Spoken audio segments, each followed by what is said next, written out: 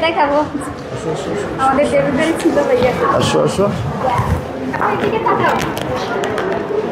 বাহ, ভাইয়া ঘুমাই গেছে নাকি? তুমি ঘুমাই গেছো নাকি? ঘুমাই গেছো?